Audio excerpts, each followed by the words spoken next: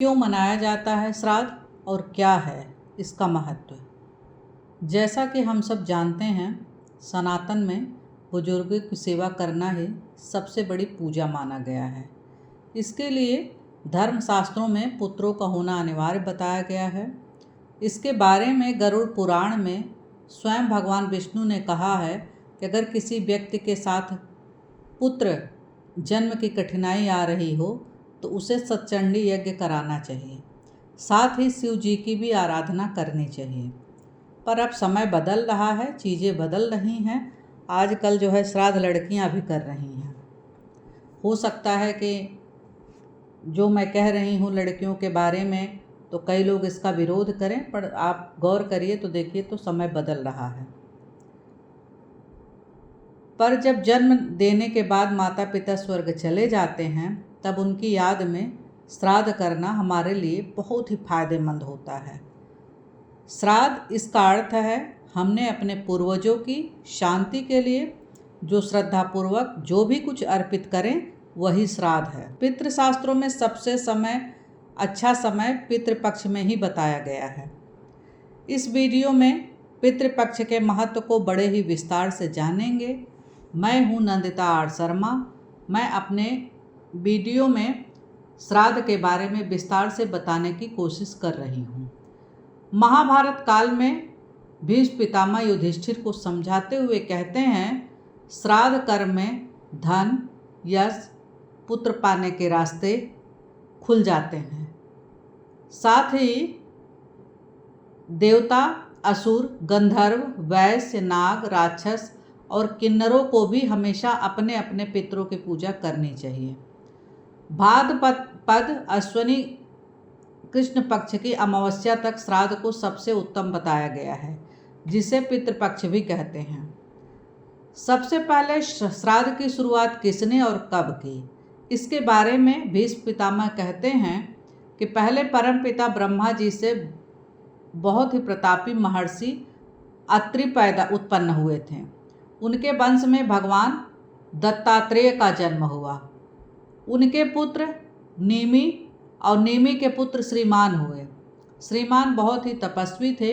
उन्होंने कठिन तपस्या की और तपस्या करते करते अपने प्राण त्याग दिए। इस पर इनके पिता नेमि बहुत दुखी हुए। उन्होंने अपने धर्म के अनुसार अपने पुत्र का सारा क्रियाकर्म किया। इसके बाद पितृपक्ष के चतुर्दशी तिथि 14वें दिन श्राद्ध में देने वाला सारा सामान को इकट्ठा करके बहुत ही सवेरे उठ गए। साथ ही अपने पुत्र के मनपसंद चीज़ें, फल इकट्ठा किया। इसके बाद उसी अमावस के दिन 7 ब्राह्मणों को बुलाकर दक्षिण दिशा की तरफ एक कुशा के आसन पर बिठाकर अपने पुत्र के नाम पर पिंडदान किया और बाद में भोजन कराया। ये सब खत्म होने के बाद महर्षि निमि को अपने आप में पछतावा होने लगा। वेदों में श्राद्ध देना पुत्र के लिए लिखा गया है, लेकिन मैंने बिना किसी से पूछे एक पिता होकर अपने पुत्र का श्राद्ध कर दिया, ये सोचकर कि कहीं परिणाम गलत ना हो। ये तो ऐसा आज तक किसी ने नहीं किया है और मैंने कर दिया। ये सोचते हुए निमि ने अपने तपोबल से अपने पूर्वज महर्षि अत्रि का ध्यान किया। थोड़ी देर में अत्रि जी प्रकट हो गए। उन्होंने निमि के पछतावे का हल बताते हुए कहा, बेटा तुमने जो श्राद्ध अपने बेटे के लिए किया है इससे मत डरो। ये श्राद्ध के नियम खुद ब्रह्मा जी ने बनाया है। उन्हीं के नियम के अनुसार तुमने ये श्राद्ध किया है। जैसा कि नियम है कि श्राद्ध के लिए जल लाते समय भगवान वरुण को याद करना चाहिए, फिर अग्नि और सोम को याद करना चाहिए। ब्रह्मा ने कुछ देवता के भी उत्पन्न किए हैं जो पितरों के नाम से जाने जाते हैं, जिन्हें उष्पन कहा गया है। श्राद्ध में इन्हीं का भार उत्पन्न किया गया है। जो पूजा श्रद्धापूर्वक करता है उनके पूर्वजों का नरक से उद्धार हो जाता है। इस तरह महर्षि निमि को अत्रि ने श्राद्ध के बारे में विस्तार से बताया और अपने लोक को वापस लौट गए। इसलिए सबसे पहले महर्षि निमि ने श्राद्ध करने का नियम शुरू किया था।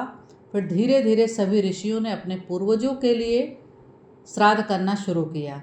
इस तरह एक परंपरा सी बन गई कि ब्राह्मण, क्षत्रिय, वैश्य और सूत पुत्र ये चारों वर्ण के लोग भी श्राद्ध में देवताओं और पितरों को अन्न देने लगे। कहा जाता है कि श्राद्ध में सबसे पहला भाग अग्नि को दिया जाता है। भीष्म पितामह बताते हैं कि जब एक साथ इतने सारे अन्न देवता और पितरों को मिलने लगा तो वो पचा नहीं पा रहे थे, तो वो दुखी होकर ब्रह्मा जी के सभा में गए, जहाँ पर संयोग से अग्नि देवता भी मौजूद थे। देवताओं और पितरों की समस्या को सुनकर अग्निदेव बोले, हे देवों और पितरों, आज से हम सब एक साथ भोजन करेंगे। सबसे पहला भाग मैं खाऊंगा। उनकी बात सुनकर सब लोग बहुत खुश हुए और तभी से अग्नि को पहला भाग चढ़ाया जाता है। दोस्तों, इस वीडियो को अगर आपने लास्ट तक देखा है तो बहुत सारी जानकारियां हैं और बहुत सारी चीज़ें समझ में आएंगी, और उम्मीद करती हूं कि आप सबको मेरा वीडियो पसंद आया होगा। और पसंद आए तो लाइक शेयर सब्सक्राइब जरूर करें, और साथ में अपने पितरों के लिए ज़रूर कुछ न कुछ करें, और कमेंट में जय माता दी जरूर लिखें।